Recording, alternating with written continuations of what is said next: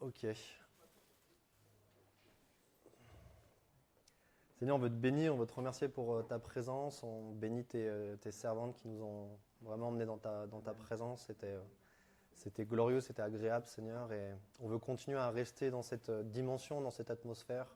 On veut continuer à garder les yeux fixés sur toi, Seigneur, parce que tout simplement, c'est toi qui enseignes par ton esprit. Et on prie que ça soit d'esprit à esprit, Seigneur. On veut vraiment nous disposer, Seigneur. On veut garder cette atmosphère où les cœurs sont prêts à recevoir de toi, où les cœurs sont prêts à entendre, où les cœurs sont prêts à changer.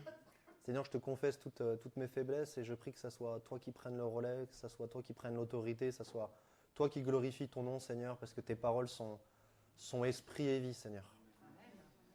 Et nous voulons te bénir pour cela, Seigneur. Rien ne peut empêcher l'évangile de pouvoir être transmis, vécu, Seigneur. Aucune puissance dans le monde spirituel n'est assez puissante contre ton évangile, Seigneur. On veut le croire, le vivre, Seigneur. Et on veut prier vraiment qu'ensemble, en tant qu'Église, on se mette à tes pieds comme étaient tes disciples à l'époque et que tu nous enseignes, Seigneur. Que tu nous enseignes, que tu parles à nos cœurs, Seigneur, que ça soit réel, qu'on puisse voyager dans l'esprit, Seigneur, et qu'on quitte pour un instant cette terre ici-bas et qu'on vienne à tes pieds, Seigneur, pour t'écouter. Seigneur, on veut glorifier ton nom, on veut te remettre encore cette journée, Seigneur, et on prie qu'on aille de gloire en gloire, de victoire en victoire, Seigneur, parce que nous voulons nous attendre à toi, Seigneur, à chaque instant. Amen.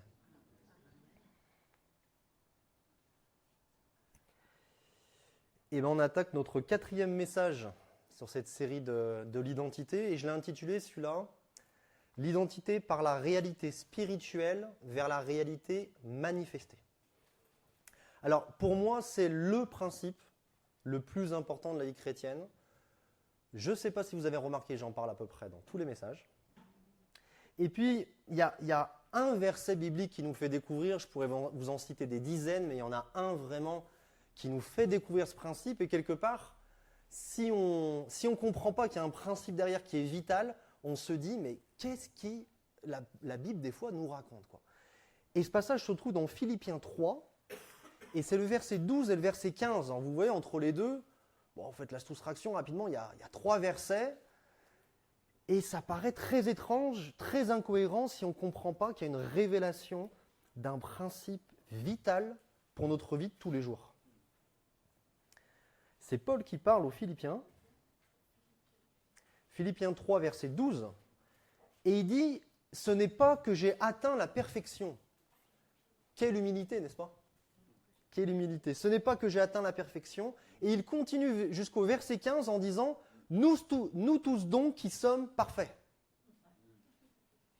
Donc on comprend qu'il y a quelque chose à comprendre qui est vraiment important. Et quelque part, ça intrigue.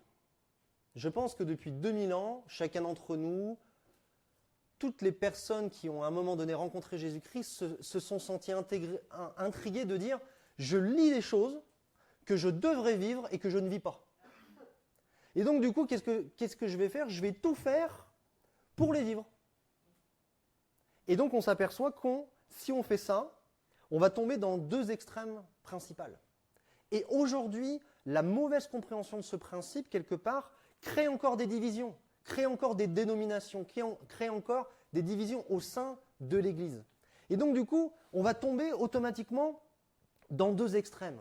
Le premier, ça va être le légalisme, et le deuxième, ça va être le mysticisme. C'est les 2 extrêmes qu'on peut tomber si on ne comprend pas le principe que le Seigneur veut nous enseigner aujourd'hui. Donc, ceux qui mettent trop l'emphase sur les choses d'en bas, ce qu'on va appeler la réalité manifestée, d'accord ? Ils tombent à un moment donné dans le légalisme religieux, ils tombent dans les œuvres, et ils jugent ceux qui ne font pas assez.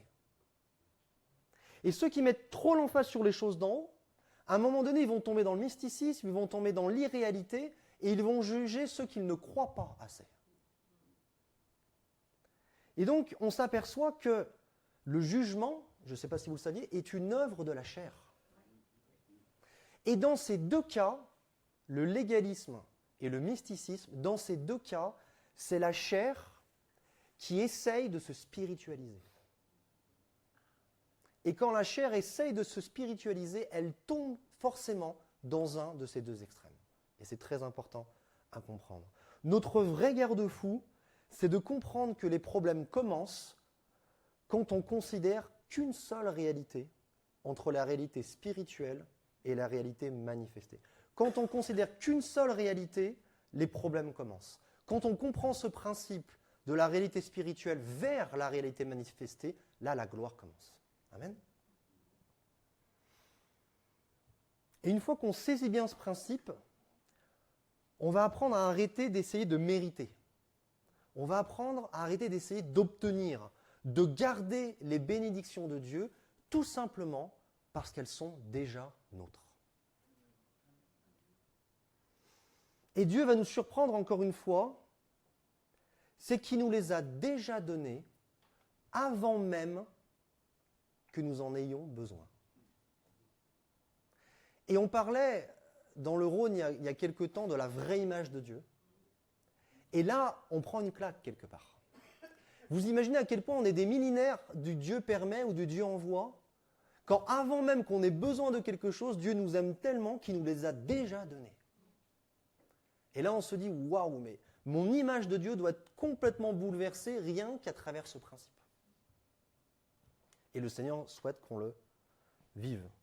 Donc ça va nous complètement, ce principe-là, et je prie qu'à la fin de cette journée, il y a un bouleversement dans chacune de nos vies, moi le premier, mais ce principe-là va complètement changer notre manière de prier, notre manière de nous positionner, et tout simplement notre manière de vivre la vie chrétienne au quotidien. Alors j'aimerais qu'on prenne un premier passage ensemble, qui va être, on va dire, un des deux passages fil rouge, qui est Marc 11, versets 23 et 24.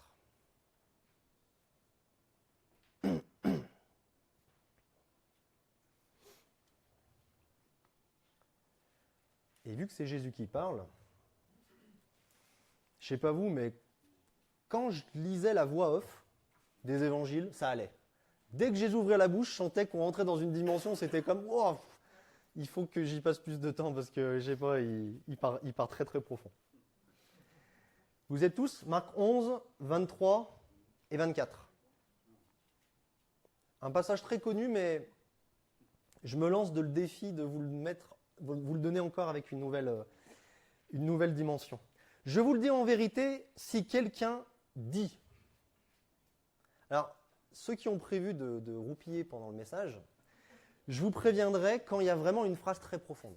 Et là, celle-là, elle va arriver. Et entre chaque phrase très profonde, je réveillerai ceux qui ont décidé de faire une petite sieste. La foi utilise la langue alors que l'incrédulité utilise la pensée.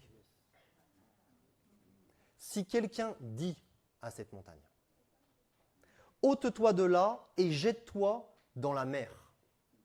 La foi utilise l'autorité et l'action, alors que le mysticisme utilise la passivité et le déni. Le mysticisme va dire il n'y a pas de montagne. La foi va dire toi montagne, tu n'es pas assez grande pour se mettre au milieu de mon chemin. Vous voyez la différence entre les deux ? Et s'il ne doute point en son cœur, mais croit que ce qu'il dit arrive, il le verra s'accomplir. C'est pourquoi.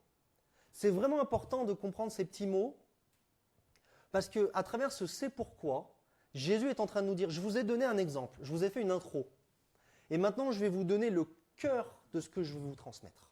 C'est comme quelque part la morale d'une parabole, si vous préférez. Là maintenant, c'est le cœur de ce que je veux vous transmettre. C'est pourquoi. Je vous dis, toujours en vérité, c'est pourquoi je vous dis, tout ce que vous demanderez en priant, croyez que vous l'avez reçu et vous le verrez s'accomplir. C'est très étrange. C'est bouleversant comme manière de penser. À l'époque, ils ont dû entendre ça la première fois, mais qu'est-ce qu'ils racontent ? Mais c'est complètement différent de notre ancienne manière de penser. C'est très bizarre. Et là, il y a la révélation de ce principe qu'on est en train de dire. Croyez que vous l'avez reçu. Là, Jésus est en train de parler de la réalité spirituelle. Et vous le verrez s'accomplir, il est en train de parler de la réalité manifestée. Donc dans ce passage qu'on prend souvent comme expliquant le passage de la foi, on voit ces deux réalités-là. Et vous allez voir qu'elles sont tout au long des Écritures. Alors deuxième phrase profonde. S'il y en a un qui a eu le temps de s'endormir entre les deux, c'est vraiment qu'il était fatigué. Jésus parle d'une montagne là. C'est étrange, hein, qu'il parle d'une montagne. La montagne, écoutez bien, ce n'est pas ce qui nous empêche de recevoir de Dieu. La montagne, c'est ce qui nous empêche de voir s'accomplir ce que nous avons déjà reçu de Dieu. Et cette différence fait toute la différence. On va prendre un passage parallèle que personnellement je trouve un petit peu complexe, qui se trouve dans 1 Jean 5, verset 15.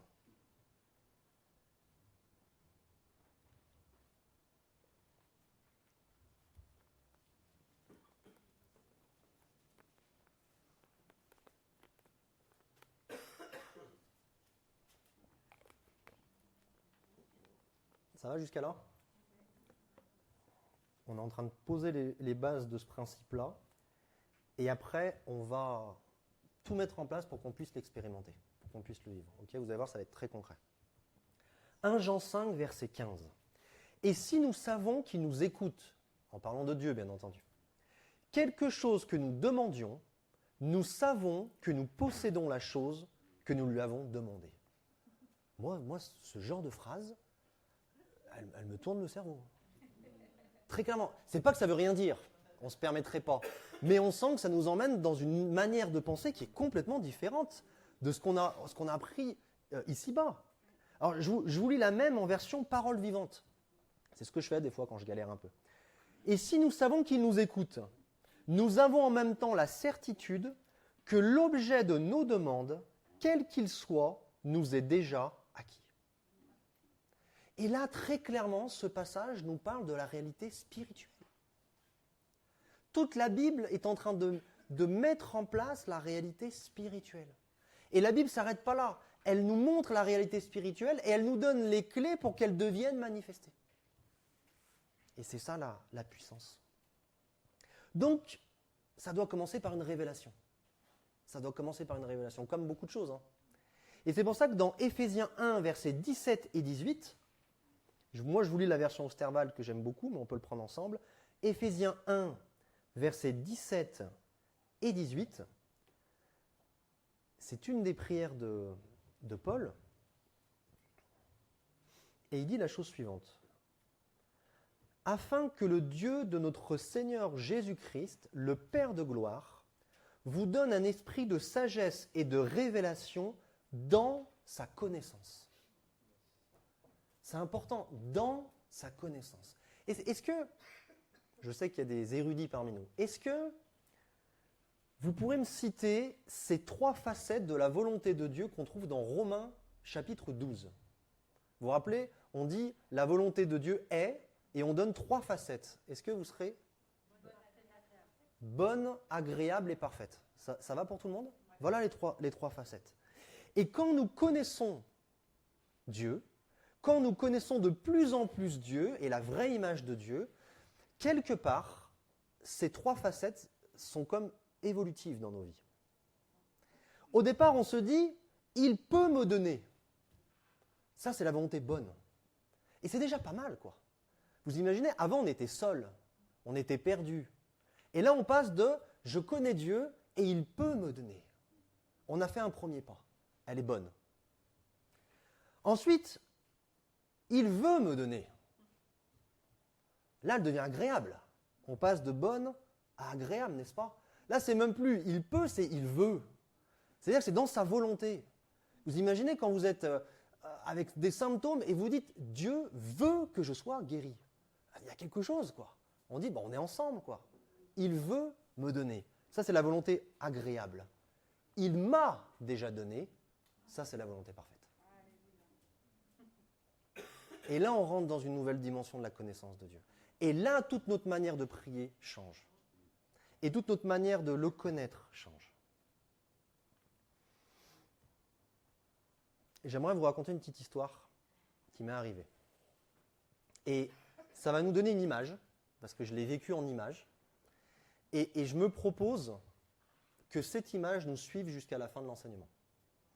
Et qu'à travers les choses qu'on va partager, quelque part, je remets un petit peu tout le contexte dans cette image, d'accord, pour qu'on comprenne les choses avec vraiment d'une manière concrète. Alors, il m'est arrivé quelque chose, et peut-être que ça va faire écho dans certains cœurs parmi nous. Je me disais, Seigneur, j'étais un petit peu, je ne sais pas si je ronchonnais ou si je faisais le point. Je disais, Seigneur, il y a un truc chez moi qui va pas bien. C'est que quand je vais bien, je suis plutôt efficace à résister pour que ce qui vienne de l'extérieur ne m'atteigne pas. Et je voyais des fruits. Je me disais, purée, mais gars, t'es pas mal là. T'es mieux qu'avant, ça va de mieux en mieux, c'est pas mal. Par contre, ce qui allait mal avant que je rencontre Jésus, ou une fois que ce qui était à l'extérieur a pris trop de place pour que quelque part ça fasse plus partie de moi, là j'y arrivais plus. C'est comme si j'arrivais à résister, mais j'arrivais pas à obtenir. Ça parle à quelqu'un ? C'est-à-dire, j'arrivais à résister à ne pas tomber malade, mais une fois que j'étais malade, j'avais du mal à obtenir de devenir guéri en fait. Vous voyez le truc ? Et donc du coup, l'image, quand j'étais en train de parler au Seigneur, je me voyais sur une colline, au milieu en fait.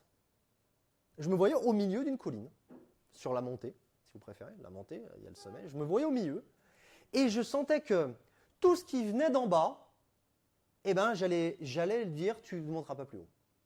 Et j'étais content, je me suis dit, bah voilà ma position actuelle. Par contre, tout ce qui était en haut, je subissais. C'était terrible, quoi. Et j'étais comme ça, en train de dire, ouais, mais quand même, c'est pas normal, tout ça. Et puis vraiment, dans l'esprit, Dieu m'a pris au milieu, là, de cette colline. Il m'a mis, lui, en haut. Et il m'a dit, maintenant, résiste. Ça m'a bouleversé. Je me suis dit, mais je comprends pas. Il m'a dit, en haut, tu es en Christ. Et maintenant, résiste. Et donc, toute mon expérience au milieu de la colline, que j'avais déjà expérimentée avec des fruits, le Seigneur me disait, prends ça et fais-le en haut. Et résiste. Ça m'a bouleversé. Je me suis dit, mais quelle révélation glorieuse. Et je ne voudrais pas vous offenser en nous comparant des fois à des ânes, parce que je me mets dedans.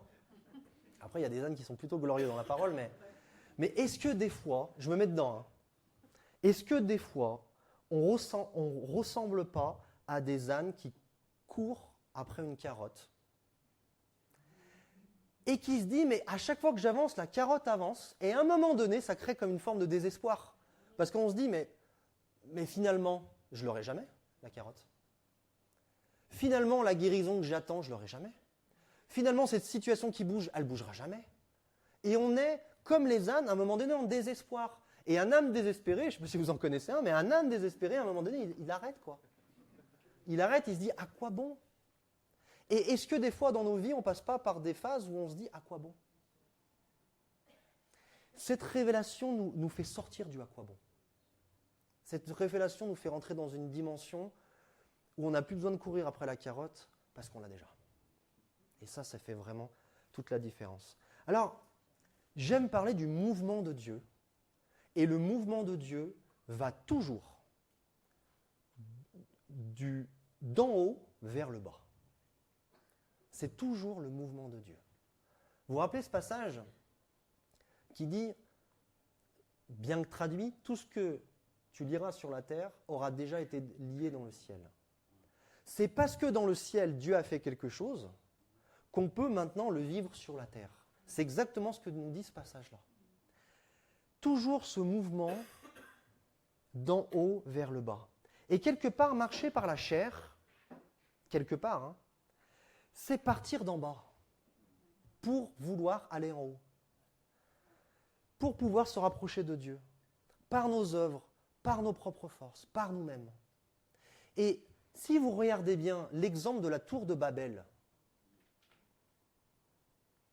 ce chemin qui a été commencé, il n'a jamais été achevé. Et ça, c'est pour nous parler que ce chemin nous emmènera toujours à la déception, toujours à la défaite. Parce qu'en partant d'en bas, on n'atteindra jamais Dieu. C'est ça le message de la tour de Babel. Un des messages en tout cas. Marcher par l'esprit, c'est partir d'en haut pour libérer ici-bas.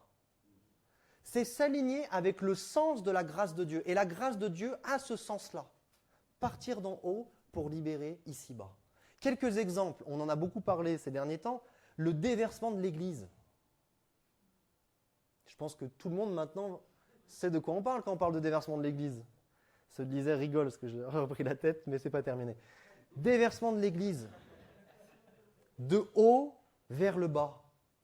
Si on le fait dans la chair, qu'est-ce qu'on crée? Des franchises. On crée des dénominations, mais on ne vit pas l'Église. De haut vers le bas. L'unité de l'Église. De haut vers le bas.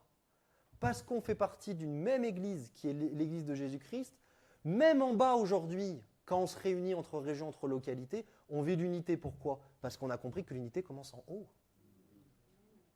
C'est pas parce que nous nous sommes réunis que nous nous disons ah ben maintenant on est unis. C'est parce qu'on est unis qu'on peut se réunir et qu'on peut vivre cette unité. Donc l'unité de l'Église aussi du haut vers le bas.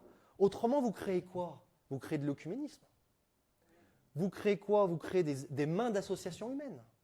Mais vous ne créez pas l'unité. Parce qu'elle est déjà créée. La déchirure du voile. De haut en bas. Pourquoi? Parce que si l'homme essaye de le faire de bas en haut, il n'y arrivera pas. Et qu'est-ce qui se passera en finalité? L'accès à Dieu est coupé. Donc on voit ce principe-là. Et ce principe-là va jusqu'au positionnement du chrétien. Cette fameuse colline. Peut-être que j'étais pas si mal au milieu. Parce que peut-être que certains se voient en bas. Mais que tu sois au milieu, aux 3/4, ou 1/4 ou en bas, Dieu nous veut en haut de la colline. Parce que c'est là où tout commence. Et puis, on a eu un partage dans le Rhône sur les armes d'Éphésiens. On en reviendra un petit peu tout à l'heure. Et je leur ai posé cette question, est-ce qu'il n'est pas plus facile de garder que d'obtenir? Et tout le monde, c'était comme, ah ouais, c'est la première fois que je me pose cette question. Alors voilà le premier point que je voulais poser, c'est à travers Marc 11, 23-24, on voit cette réalité. Vous la sentez, cette différence, ce passage, ce mouvement, mais qui veut quelque part qu'on le vive, qui veut qu'on l'expérimente, que ça se manifeste. Ok ? Alors vu que ceux qui me connaissent savent que j'aime les titres chocs, le prochain point, je l'ai intitulé, et j'en suis pas peu fier, donc je vous le cite, rien à faire. Les chrétiens font de la résistance. C'est comme ça que je l'ai noté. Et au moment où je l'ai dit, je suis sûr que ce qui vient dans nos esprits manque de justesse et de vérité. Parce que souvent, on voit la résistance comme quelque chose de défensif. Et souvent, c'est comme, résister au diable, c'est qu'il est tellement puissant que quelque part, il faut qu'on s'enferme, il faut qu'on prie, il faut qu'on lui résiste, parce qu'autrement, on va se faire avoir. Donc, quelque part, dans nos pensées, c'est très défensif, la résistance. D'accord ? Et si on reprend ce passage de Matthieu 16, 18, quand on parlait de l'Église, quand on voyait cette Église où les portes du séjour des morts ne prévaut point contre elle, là, l'Église est militante, l'Église est offensive. C'est la porte du séjour des morts qui est sur la défensive, pas l'Église. Vous comprenez ? Donc, est-ce que, comme beaucoup d'autres mots, est-ce que ce mot résistance que le monde nous a enseigné, est-ce que la Bible ne nous donne pas une définition différente ? Encore une fois. Et j'aimerais vous la définir d'une manière comme ça, c'est résister, c'est de croire dans la victoire déjà acquise de Jésus, de partir de cette victoire et de libérer cette victoire. Voilà ce que je crois que la Bible enseigne, résister. On croit en une victoire, on part de cette victoire et on libère cette victoire. Et vous voyez que ce n'est pas très défensif quelque part.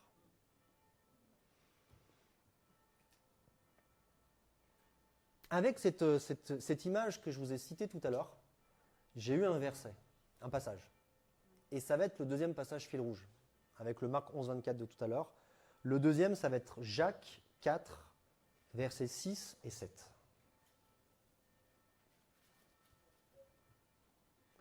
Et on va les saurer ensemble.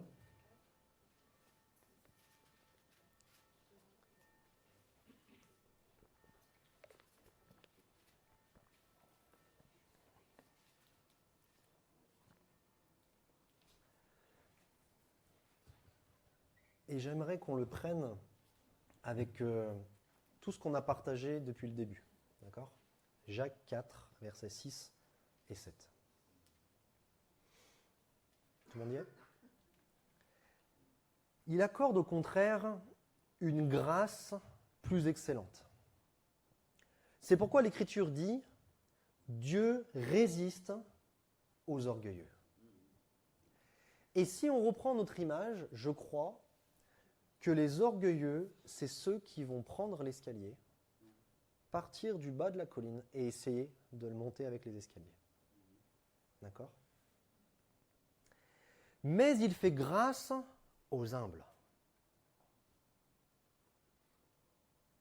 Ceux qui croient et qui disent comme Dieu sont ceux qui vont expérimenter la puissance de la grâce de Dieu. Je répète cela. Ceux qui croient et qui disent comme Dieu, c'est ceux qui vont expérimenter la puissance de la grâce de Dieu. Et eux, c'est ce que la Bible appelle les humbles. Les humbles, c'est de dire, je ne suis pas trop confiant en mes mollets. Les escaliers, je pense que je ne vais pas aller au bout. Je préfère prendre l'ascenseur. Ça, c'est les humbles. Soumettez-vous donc à Dieu. Vous voyez ? Il y a un donc.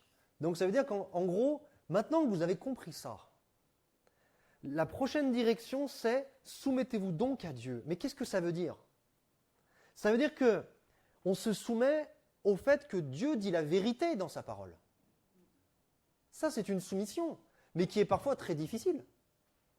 Parce que quand sa parole nous dit absolument tout l'inverse de ce qu'on vit, s'y soumettre devient une épreuve, devient vraiment un combat.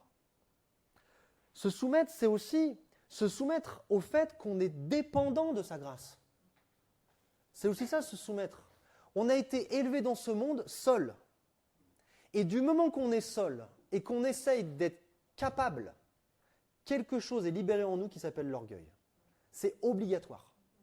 C'est obligatoire. L'orgueil, pour moi, il vient pousser parce qu'on ne connaît pas la grâce. Parce que la grâce n'est pas connue dans ce monde, une mauvaise herbe pousse, c'est l'orgueil. Mais quelque part, quand je vois des gens du monde orgueilleux et que je leur parle, je leur dis juste, mais en fait, je t'en veux pas d'être orgueilleux. Parce que sans Dieu, tu ne peux pas faire autrement, en fait. Parce que l'orgueil, c'est ce qui va te rendre capable seul. Donc, quelque part, tu n'as pas le choix. Mais par contre, en tant que chrétien, en tant que fils et fille de Dieu, maintenant qu'on a la possibilité d'expérimenter la grâce, l'orgueil ne doit plus faire partie de nos vies. Ces mauvaises herbes ne doivent plus avoir un millimètre de place pour pousser. Donc se soumettre à Dieu, c'est aussi accepter d'être dépendant de la grâce. Et ça aussi, c'est une épreuve. Ça aussi, c'est difficile. Parce qu'on aime diriger. Mais accepter d'être dépendant de la grâce, c'est lui qui dirige. C'est lui qui prend le volant. Et ça, c'est compliqué parfois. Et une fois que toutes ces bases sont posées, qu'est-ce que nous dit le Seigneur ? On y vient ensemble, parce que les chrétiens font de la résistance. Vous allez me dire, mais pourquoi il nous dit ça depuis tout à l'heure ? Résister au diable. Mais une fois que tout ça est bien acquis, résister au diable. Mais résister au diable du haut de la colline. En ne faisant pas l'erreur que je faisais moi. Résister au diable du haut de la colline. Résister au diable de cette position de victoire. Et il fuira loin de vous. Donc là, il faut faire un exercice mental. Vous voyez en haut de la colline. D'accord ? Vous voyez le diable venir du bas de la colline vers le haut de la colline. Et quand vous résistez, c'est lui qui part du haut vers le bas. Okay ? C'est ça, résister au diable, et il fuira loin de vous. Et quand il fuit loin de nous, on rentre dans une promesse. On rentre dans cette promesse qui va nous permettre de constater en fait que Dieu disait vrai sur ce qu'on avait reçu. Mais on n'avait pas encore eu l'occasion de le voir s'accomplir. Et quand le diable fuit loin de nous, c'est comme si on pouvait dire « mais Dieu disait vrai. Maintenant je l'expérimente. Maintenant ce n'est plus qu'une réalité spirituelle. Maintenant je l'expérimente. Mais Dieu disait donc vrai. » Vous voyez ? On en arrive ici, en fait. On expérimente cette promesse. Amen. Alors j'aimerais un petit peu essorer ensemble ce passage jusqu'à la pause. Parce qu'il est tellement puissant que je pense vraiment qu'on peut l'essorer. Soumettez-vous donc à Dieu, résistez au diable, et il fuira loin de vous. Vraiment, il y a une profondeur, il y a une matière, il y a quelque chose de glorieux que le Seigneur veut qu'on expérimente à travers ce verset-là. Alors, premier point, c'est que la fuite de nos ennemis, loin de nous, fait partie des bénédictions. Et le saviez-vous, point d'interrogation, les bénédictions sont réservées aux justes, que nous sommes. Et ça va être le prochain message, l'identité par la justice. Donc c'est juste la bande-annonce. Mais la justice est le fondement de l'identité. Si on parle de notre identité en Christ, on est obligé de parler de la justice parce que c'est le fondement. C'est là-dessus que tout va se bâtir. Mais légalement, Jésus-Christ a obéi à toute la loi. Légalement, Jésus-Christ a dit « Celui qui obéit à toute la loi vivra, expérimentera toutes les bénédictions qui sont écrites dans Deutéronome 28. » Lui a obéi à toute la loi. Et si on prend l'ascenseur, on passe en lui. Donc, toutes les bonnes conséquences de son obéissance sont nôtres. Et donc, du coup, dans Deutéronome 28, verset 7, il est écrit « L'Éternel te donnera ». Et ça, le futur, moi, j'aime pas. Parce que dans ma petite expérience, j'ai l'impression que le futur, ça veut dire jamais. Et on va y revenir. Mais c'est très important. On n'est pas seulement dans de la conjugaison. Depuis la croix, c'est l'Éternel t'a donné. C'est pas l'Éternel te donnera.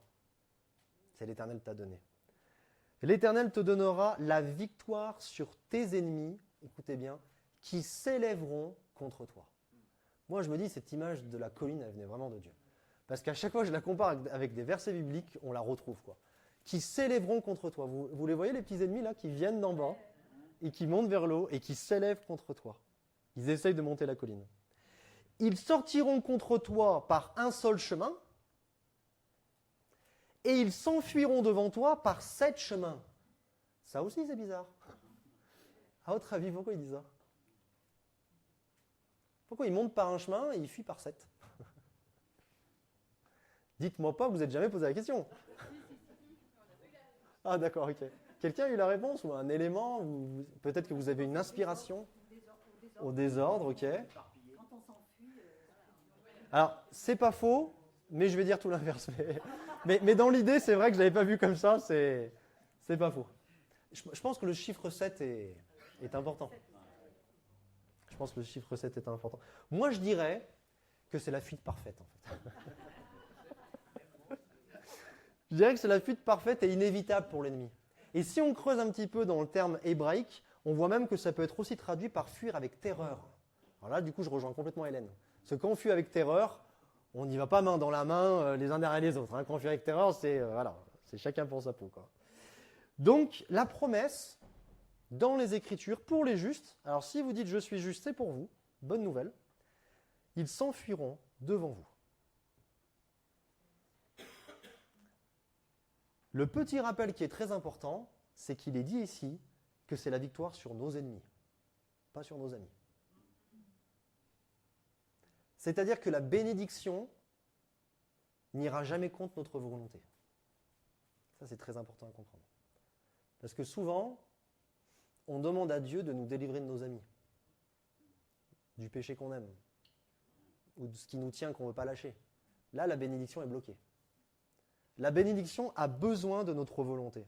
La bénédiction attend notre volonté. Elle attend le top de notre volonté pour dire « c'est un ennemi, je rentre en jeu, c'est un ennemi ». Oui. Et dès qu'il passe ennemi, là, vous pouvez rentrer dans la bénédiction. Ça, c'était un petit rappel. Et résister au diable, c'est pas résister au diable. Résister au diable, ça veut aussi dire résister aux adversités. Résister au diable, ça veut aussi dire, si on reprend ce passage de Marc 11, 23, 24, parce que vous allez voir que les deux, on va les prendre ensemble pour comment je pourrais dire, voir comment on peut s'approprier ces vérités et les expérimenter. Résister au diable, c'est tout simplement aussi ôter la montagne de notre chemin.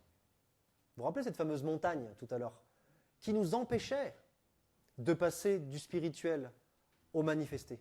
Résister au diable, c'est aussi dire à cette montagne, non, non, non, tu n'es plus sur mon chemin maintenant. Je te résiste et tu fuis loin de moi. Vous voyez comment ces deux passages vont ensemble. Cette montagne qui tout simplement empêche l'accomplissement. Vous voyez ? Donc, j'aimerais vraiment instaurer dans nos esprits cette résistance qui est active. Cette résistance qui est victorieuse. Cette résistance vraiment qui va de l'avant. Amen. Ésaïe 59, verset 19. Magnifique passage. Ésaïe 59, verset 19.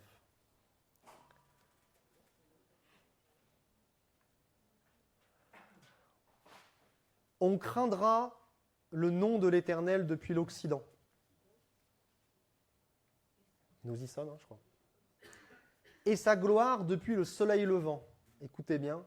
Quand l'ennemi viendra comme un fleuve, l'Esprit de l'Éternel le mettra en fuite.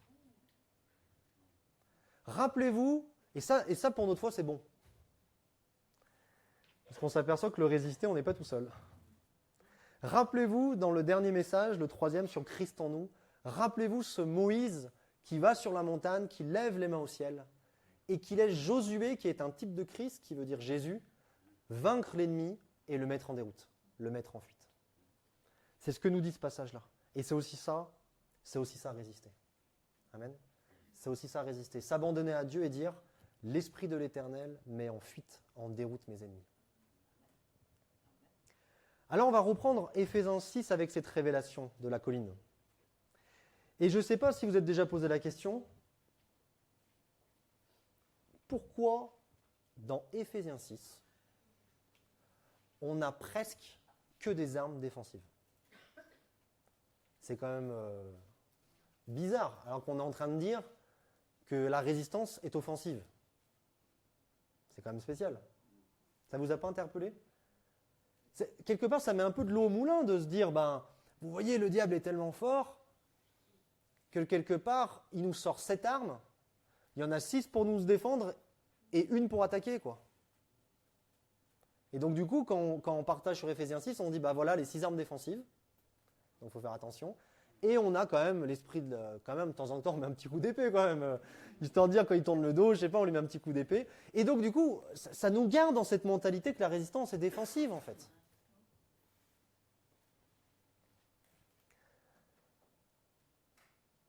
Mais est-ce que si on se met en haut de cette colline et qu'on se dit que Dieu nous a tout donné et qu'on se dit qu'on n'a plus rien à obtenir, qu'on n'a plus rien à gravir, est-ce que quelque part on n'est pas dans cette position de victoire de dire je viens plus contre l'ennemi pour essayer de lui arracher quelque chose des mains, mais je lui résiste pour que lui n'arrache pas ce que j'ai dans mes mains. Donc est-ce que quelque part cette position défensive ne vient pas nous prouver, nous confirmer en fait qu'on a déjà tout reçu? Vous voyez dans ce sens-là comment ça prend tout son sens? Éphésiens 6, verset 10. Vous allez voir comment c'est parlant. Je vais vous sortir de la colline là. Éphésiens 6, verset 10. Au reste, fortifiez-vous dans le Seigneur et par sa force toute puissante. Et vraiment la puissance, elle est là. Et c'est ça que le Seigneur veut nous faire expérimenter. La puissance, elle est quand nous libérons ce que nous avons déjà reçu. Elle est là la puissance, quand on est en haut de la colline. Et elle n'est pas quand on essaye d'obtenir ce dont nous avons besoin. Quand on essaye d'obtenir ce dont nous avons besoin, c'est comme si la puissance de Dieu ne nous accompagnait pas, quoi. Et on est frustré, on est déçu. Par contre, quand on essaye de libérer ce qu'on a déjà reçu, la puissance de Dieu est là. Et c'est pour ça que c'est écrit par sa force toute puissante. Revêtez-vous de toutes les armes de Dieu. C'est étonnant quand même. Des fois, on passe trop vite ces passages-là. Et si on prend encore le parallèle avec la colline, quand on est en haut, on se revêt de ses armes, parce qu'on est en lui. Quand on est en bas, on se revêt des nôtres. C'est pas anodin, toutes ces petites... Afin de pouvoir tenir ferme contre les ruses du diable. Et les ruses du diable, c'est tout simplement qu'il veut nous faire tomber de cette position. Et qui veut nous empêcher de manifester ce qu'on a déjà reçu.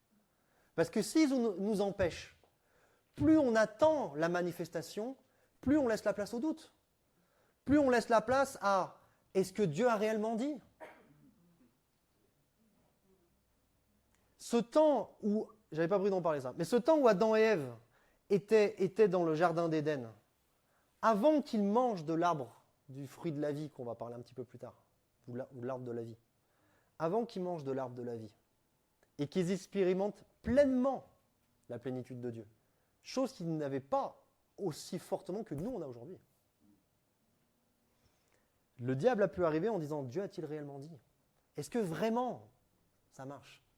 Donc l'ennemi veut jouer là-dessus, il veut nous faire tomber de notre position pour qu'on essaye de monter nous-mêmes. Et il veut nous dire « Mais si vraiment tu l'as déjà, ça met du temps à se manifester quand même. Hein. Est-ce que tu es sûr que c'est vraiment ça? Est-ce que tu es sûr qu'il n'y a pas quelque part un autre chemin? Alors peut-être pas les escaliers, mais un autre ou un petit raccourci. Oui. Là, il vient emmener ses ruses. Et au verset 13, c'est pourquoi prenez toutes les armes de Dieu afin de pouvoir résister. Vous voyez comme il est cohérent avec tout ce qu'on vient de dire? Afin de pouvoir résister. Là, on est bien haut de la colline. On est bien en train de nous dire, aligne-toi sur ce que Dieu dit, parce qu'il ne tardera pas, ça va se manifester. Ce n'est pas fait pour que tu le saches dans ta tête, ça va se manifester. Vous voyez? Résister dans le mauvais jour. Ça aussi, ça m'a un peu agacé quand même. Résister dans le mauvais jour. Il ne donne pas la fréquence. Si c'est un mauvais jour par an, un mauvais jour par mois, un mauvais jour par jour. Je vois certains, ils vont dire, ah bah tiens, moi c'est ma fréquence.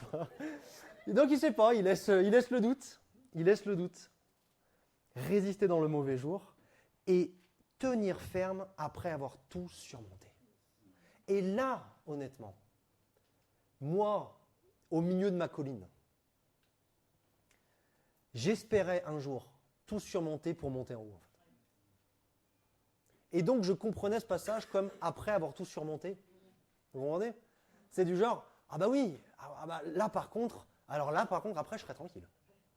Là, c'est sûr, là, je vais pouvoir résister.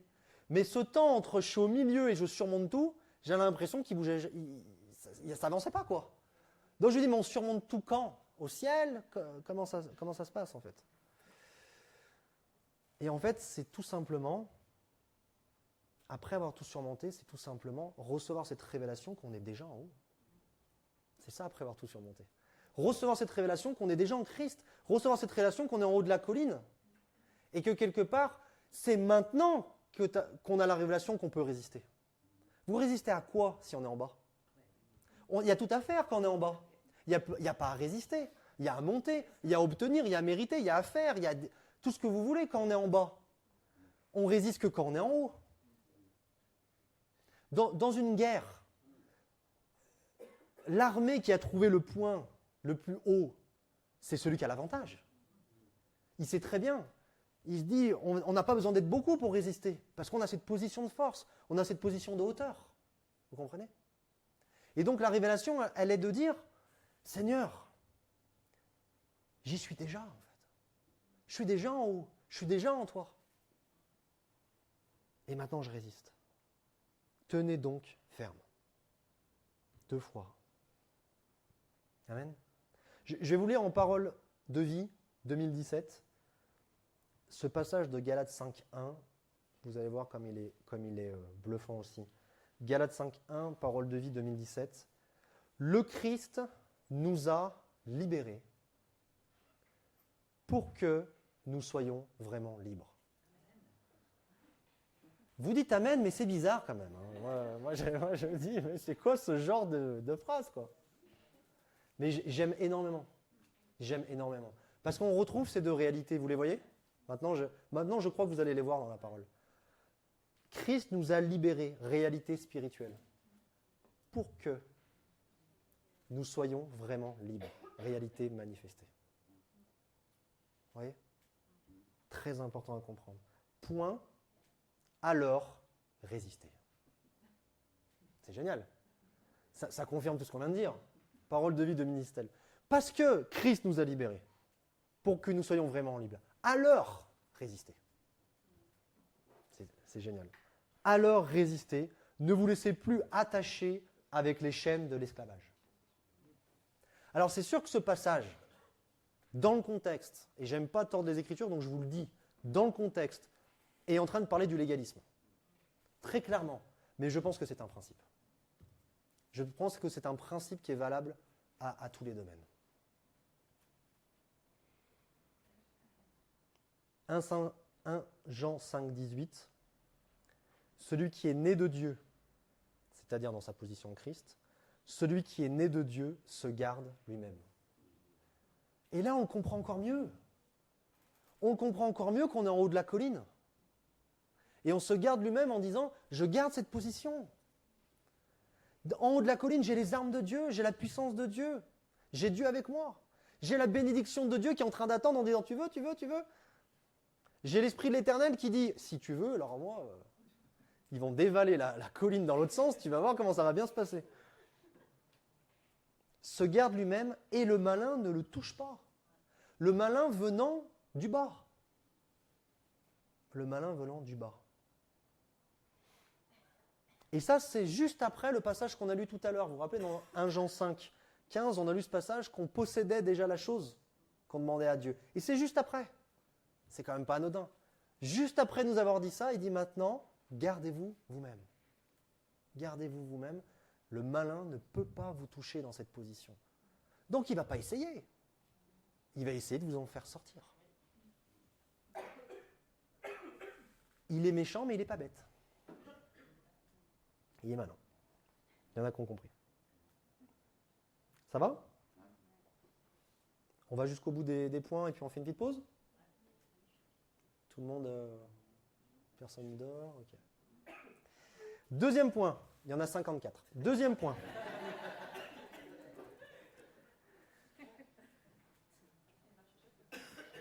Quand nous partons d'en haut, c'est la puissance de Dieu que nous libérons.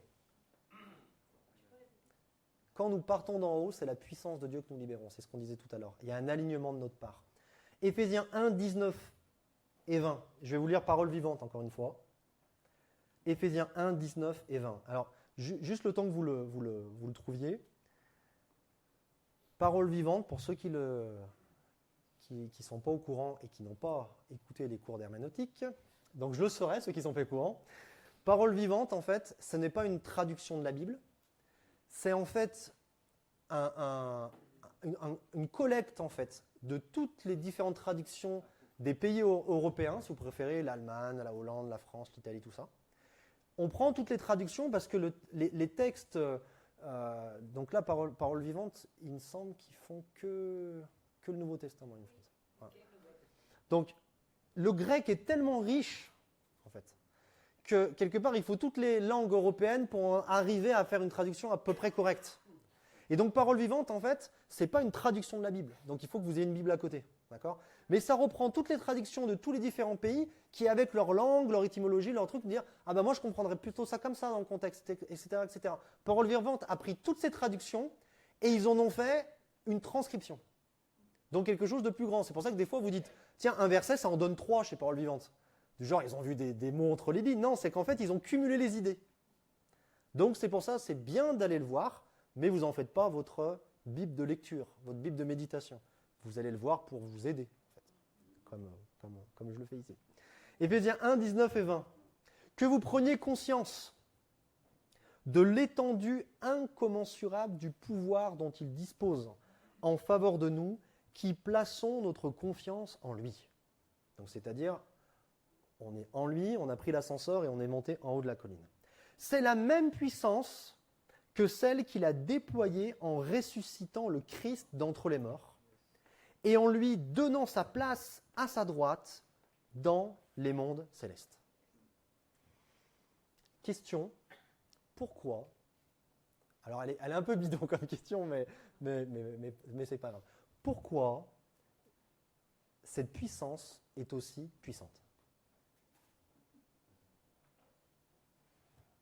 À vous.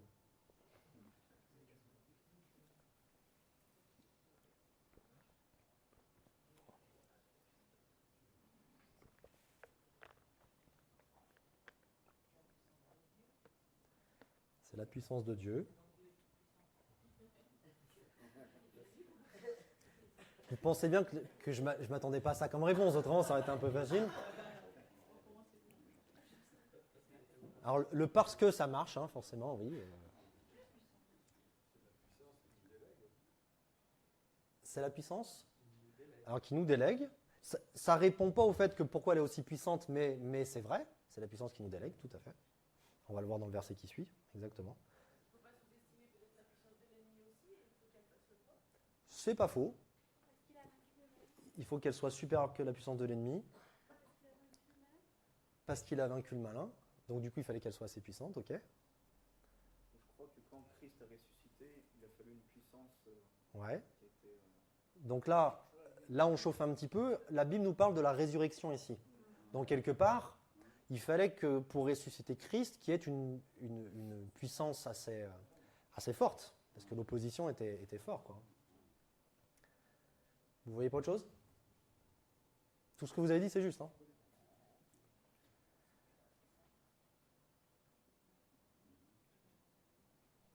Vous allez dire, je me pose des questions que peu se posent, mais je crois que cette puissance est aussi puissante tout simplement parce qu'en même temps que Christ, Dieu a ressuscité l'humanité entière.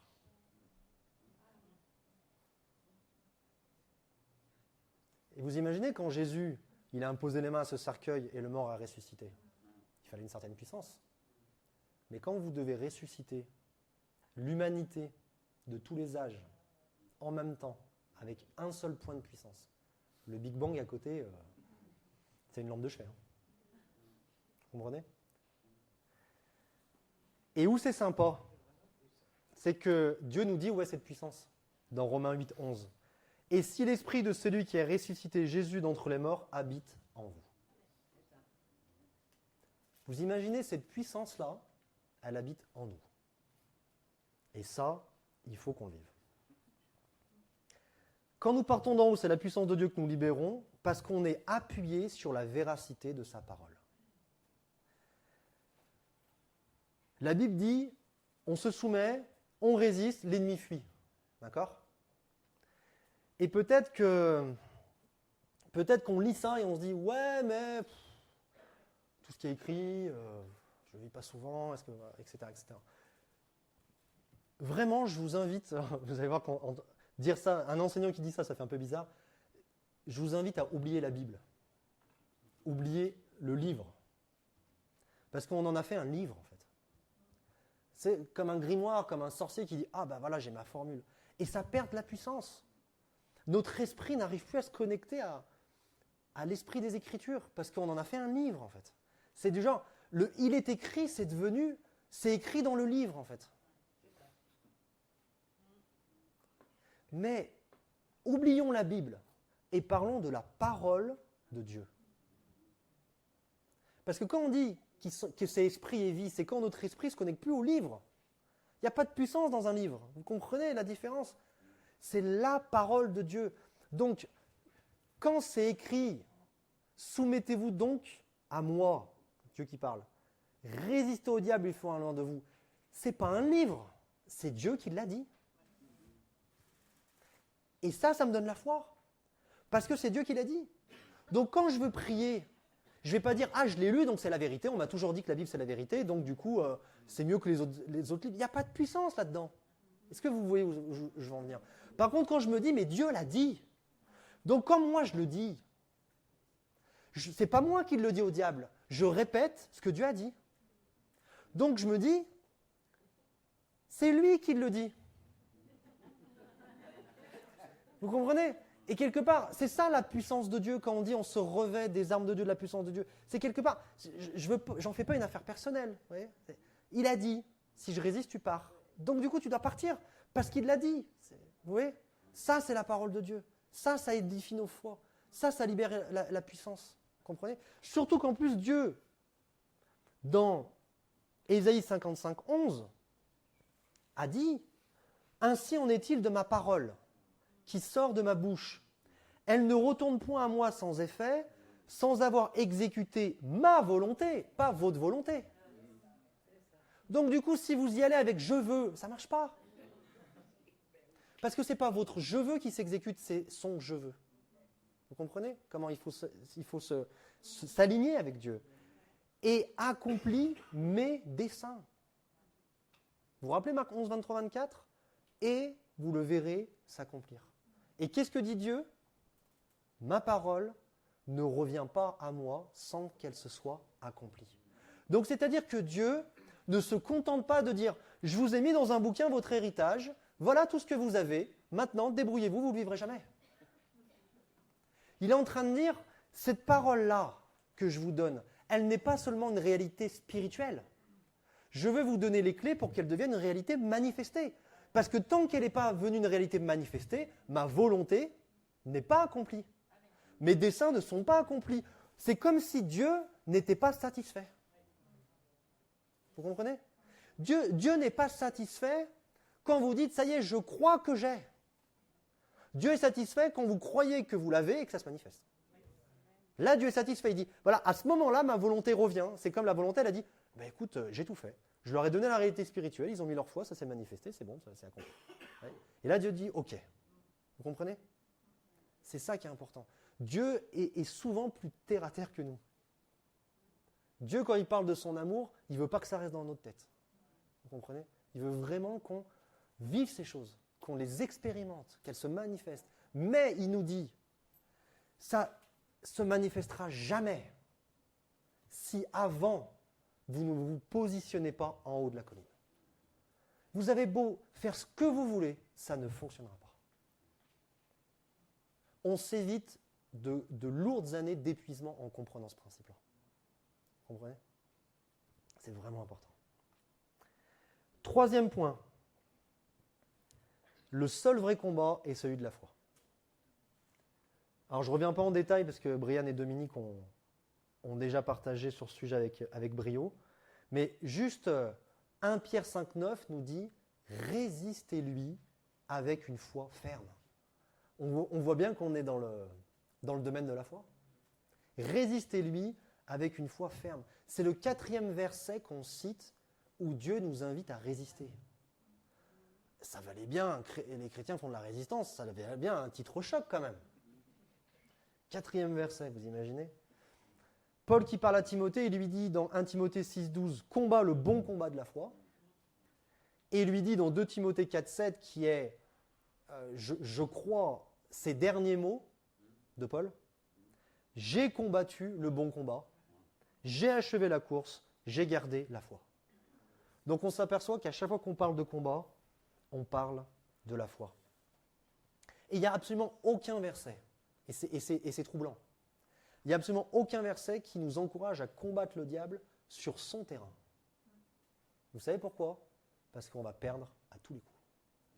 Ça va être défaite à 100%. Il n'y a aucun espoir.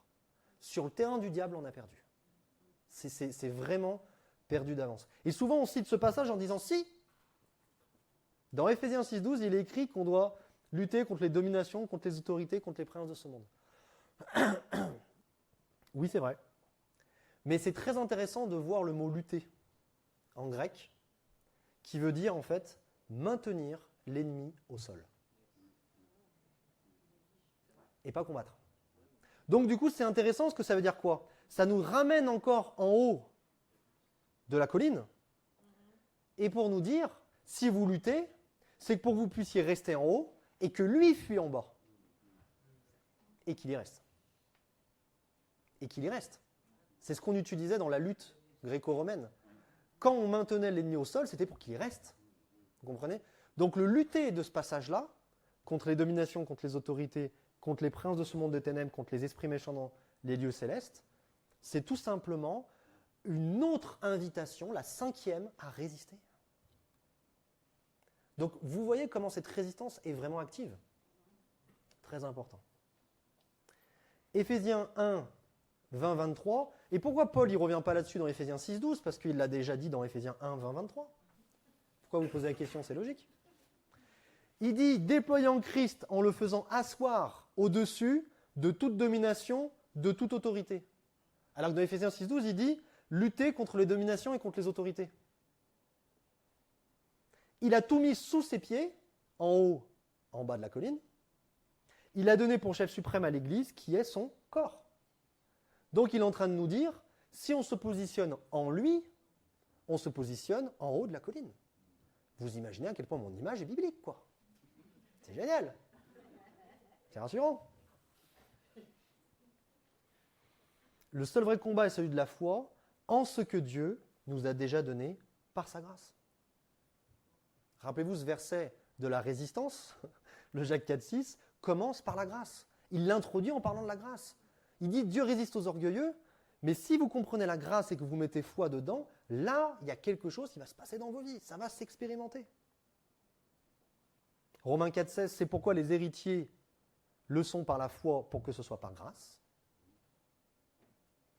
Romains 5,2, par la foi, accès à cette grâce. Et Éphésiens 2,8, c'est par la grâce que vous êtes sauvés, par le moyen de la foi. Amen. Donc si on combat pour monter en haut de la colline, on combat le diable. Mais si on combat parce que nous sommes déjà en haut de la colline, on combat le bon combat de la foi. Vous voyez la différence entre les deux ? Et on apporte la victoire sur tous les adversaires, à ce moment-là. Donc c'est sûr que l'orgueil, là, il en prend un sacré coup, parce que celui qui monte en haut de la colline, quand il arrive au sommet, il plante le drapeau, il est content. Nous, on nous y a mis déjà. Vous voulez vous enorgueillir de quoi ? On nous y a mis, c'est du genre déjà, bah voilà, t'es en haut. Ah, ok, bon, bah... L'orgueil va prendre un coup. David était un petit peu en avance sur son temps. Il va dire quelque chose dans Psaume 27, versets 2 et 3. Moi, je me dis, le gars, il est chaud quand même. Hein. Mais il avait cette révélation. Et il a eu la même image, il m'a dit, la même image de la colline. Regardez comment c'est parlant, c'est un truc de fou. Psaume 27, 2 et 3.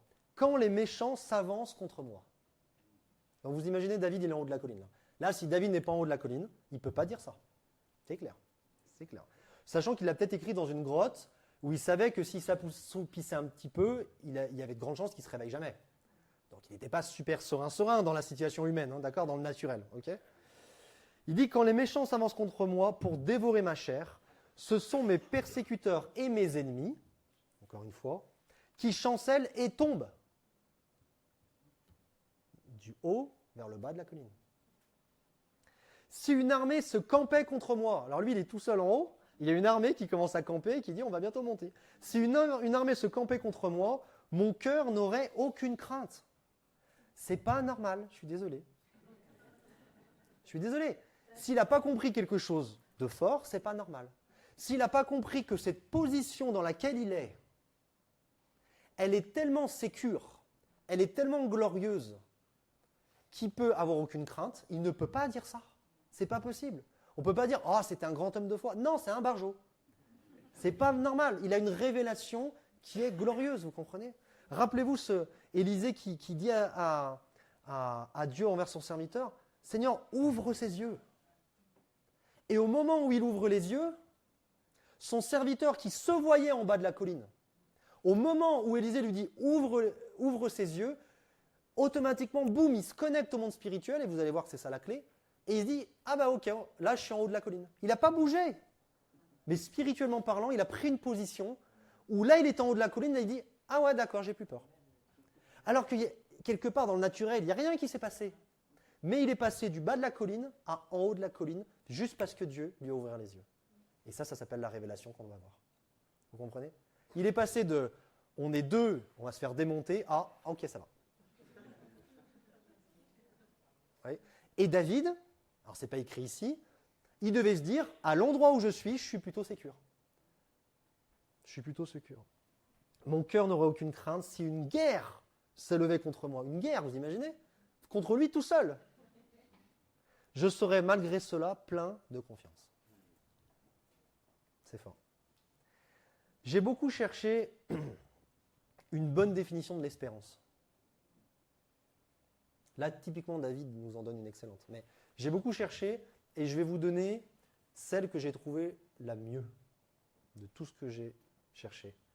L'espérance, c'est l'attente confiante et favorable de quelque chose de bon. Je vous le redis parce que c'est trop puissant. C'est là où ceux qui dorment doivent se réveiller.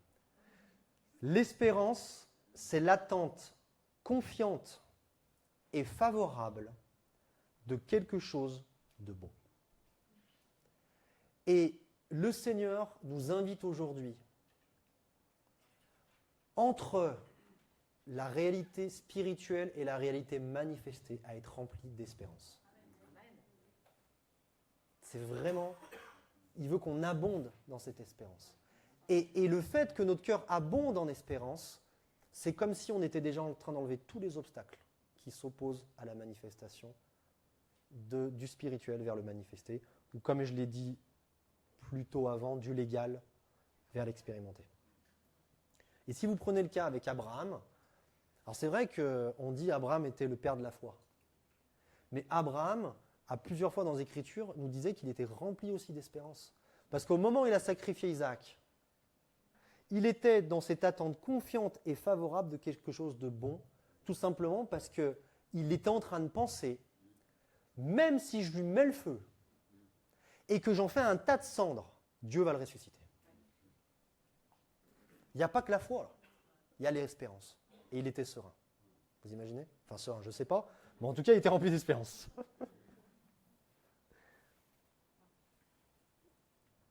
Allez, 2 petits points, et puis on s'arrête. Vous voyez comment on pouvait l'essorer, ce passage-là? Parce qu'il nous donne une clé. J'espère que vous commencez à la sentir. Cet après-midi, ça sera plus court, mais on va essayer de rendre les choses encore plus concrètes. Mais j'espère que vous commencez à sentir qu'il y a une position là où on doit être dans une position. Okay?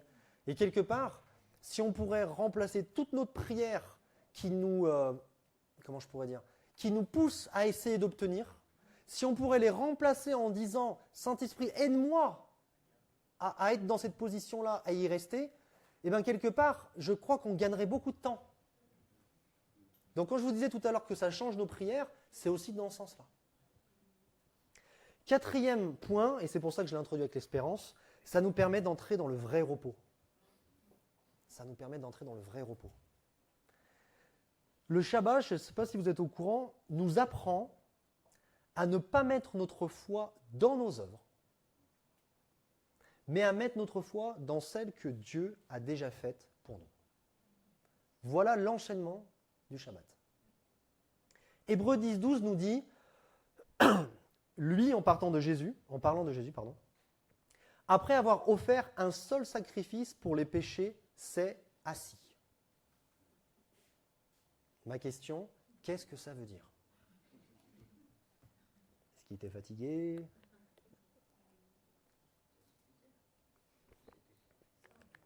C'est de quoi? C'était fini dans ça? Qu'est-ce que le terme assis dans le monde spirituel veut dire?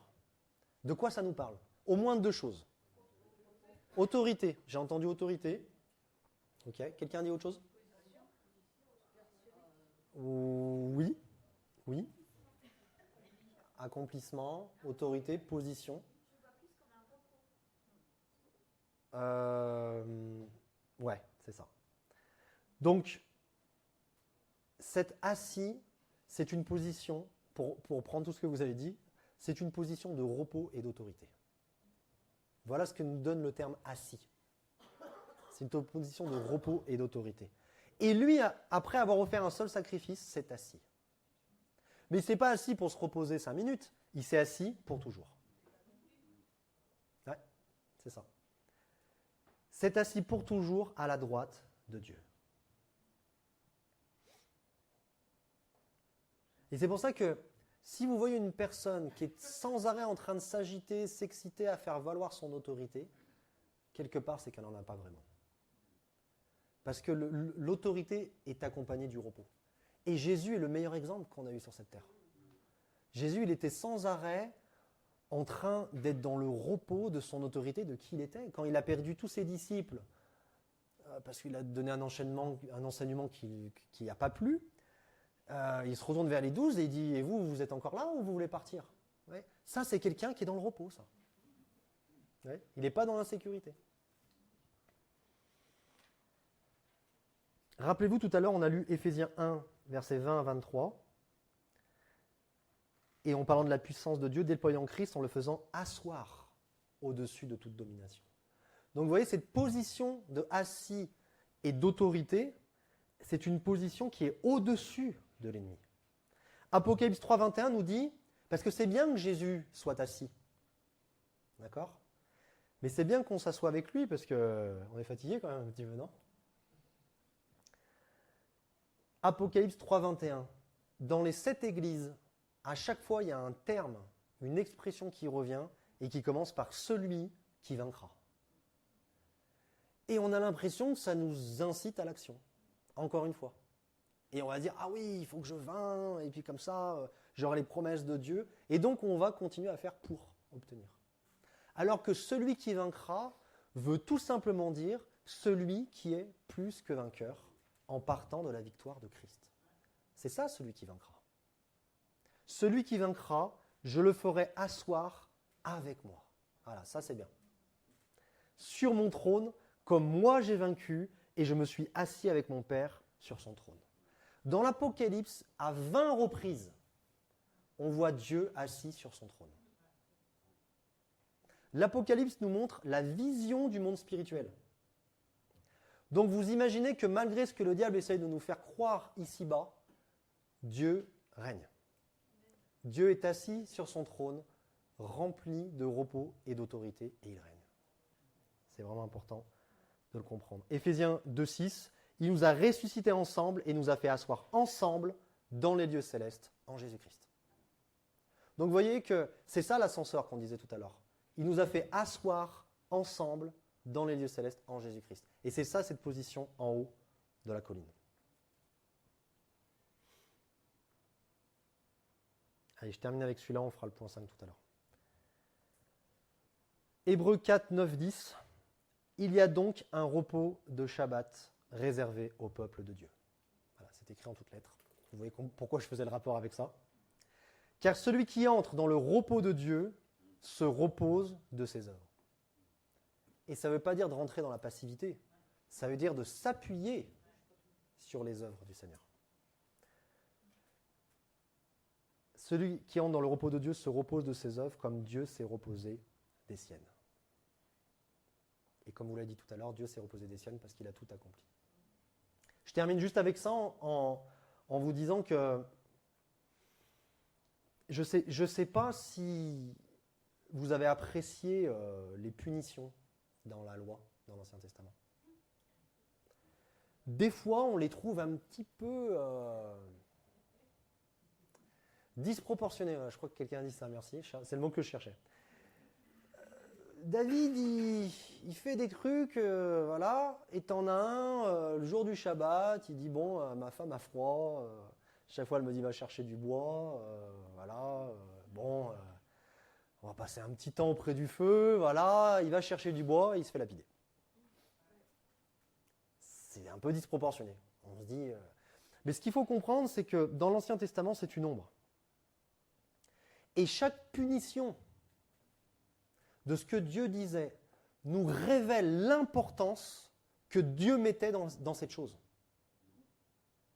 Et il voulait surtout pas, il voulait que son peuple comprenne l'importance de cette chose. Et à l'époque, le seul moyen qu'il avait, c'est ce qu'on fait avec les enfants, c'est qu'on met la punition très très haute pour dissuader la personne d'essayer de transgresser en fait. Si vous dites à un enfant, si tu fais ça, attention, c'est pas bien, voilà. Si tu dis, si tu fais ça, ta PlayStation va passer au feu, là d'un coup, vous sentez qu'il y a une dissuasion qui se passe en lui. Il se dit, maintenant que tu le dis, c'est vrai que ce que je faisais, c'était pas juste. Donc ça veut dire que plus Dieu met la barre haute, plus il veut dissuader son pote. Son pote. Son peuple était son pote, parce qu'ils étaient proches. Mais aujourd'hui, Dieu ne fonctionne plus de cette manière. Aujourd'hui, il veut qu'on comprenne cette ombre et qu'on comprenne que cette révélation est importante pour nous. Donc ça veut dire quoi? Ça veut dire que tout simplement, à l'époque, la violation du Shabbat, c'était la mort par lapidation.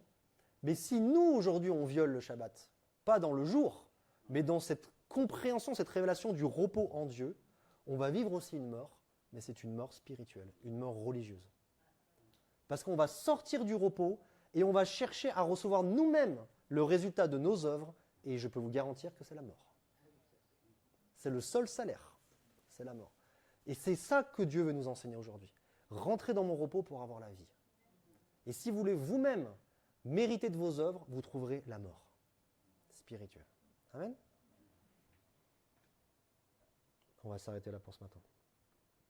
Seigneur, on veut te bénir pour ta parole. Je prie, Seigneur, que voilà, on a posé certaines bases. Je prie, Saint-Esprit, que tu viennes au secours de toute imperfection que j'ai pu donner, mais je crois que tu agis dans les cœurs, je crois que tu étais libre, je crois que les cœurs étaient disposés, ça se ressent dans l'esprit. Je crois, Seigneur, que tu poses cette base dans nos vies et que aujourd'hui va être un jour assez important, car on prie pour vraiment un basculement dans notre manière de voir les choses, un basculement dans notre manière de prier, un basculement aussi dans notre manière de te voir, un basculement dans notre manière de voir la croix, le tout accompli, de voir notre identité. Je prie, Seigneur, que vraiment, une fois ces fondements posés, tu puisses continuer à bâtir, que ce soit à travers la suite de l'enseignement, mais aussi tous les jours, que tu puisses continuer à nous enseigner. Dès qu'on ouvre ta parole, dès qu'on prie, tu puisses nous dire non, prie plus comme ça, prie comme ça, qu'on expérimente très rapidement des choses, dès aujourd'hui, qu'on se dise ça y est, il y a quelque chose qui était inatteignable et maintenant c'est là, c'est manifeste. On veut vivre ça, Seigneur. On veut vivre ça, Seigneur. Et on te prie que tu continues ton œuvre, que cette pause ne soit pas une ouverture à la déconnexion avec toi, mais qu'on continue à rester en toi, qu'on continue à rester attentif à toi, parce que tu veux même agir dans ces temps de pause, Seigneur. On veut te bénir, te donner toute la gloire, Seigneur, et merci pour ton Église qui est belle et qui est glorieuse.